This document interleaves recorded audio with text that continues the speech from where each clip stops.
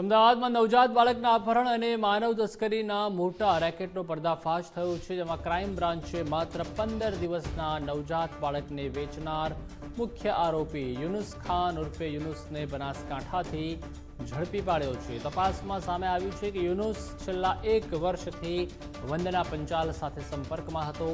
Court મુદત દરમિયાન બંને વચ્ચે પરિચય થયા બાદ બાળ તસ્કરીનો ધંધો શરૂ થયો।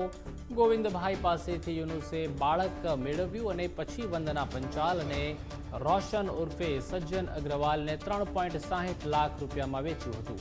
અત્યાર સુધી ક્રાઇમ બ્રાન્ચે આ નેટવર્કમાં યુનુસ સિવાય વંદના અને રોશનની સંડોવણીની પણ માહિતી મેળવી છે। અન્ય ખુલાસા મુજબ આરોપી સાબરકાંઠા, બનાસકાંઠા અને રાજસ્થાનના અંતરિયાળ વિસ્તારોમાંથી નવજાત બાળકો મેળવીને ઊંચી કિંમતે વેચતો હતો। યુનુસ અગાઉ પણ અમદાવાદના કાલુપુર પોલીસે નોંધાયેલા બાળ તસ્કરીના ગુનામાં ઝડપાયો હતો। 2022માં કાલુપુરમાં તેની ધરપકડ કરાઈ હતી।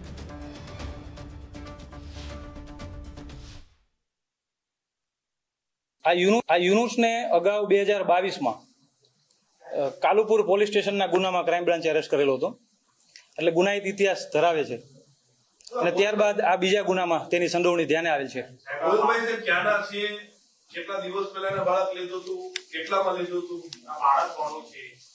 હવે આ બાળક જે છે, હાલ યુનુસ સુધી તપાસમાં જે લિંક મળી છે, હવે યુનુસ ગોવિંદભાઈનું નામ જણાવે છે। હવે યુનુસની તપાસમાં ગોવિંદભાઈ કોણ છે, ક્યાંના છે, એનો શું રોલ છે, એ જ્યારે ગોવિંદભાઈની ધરપકડ થાય ત્યારે ખ્યાલ આવશે કે એ ગોવિંદભાઈ કોના પાસેથી આ બાળક લાવેલા।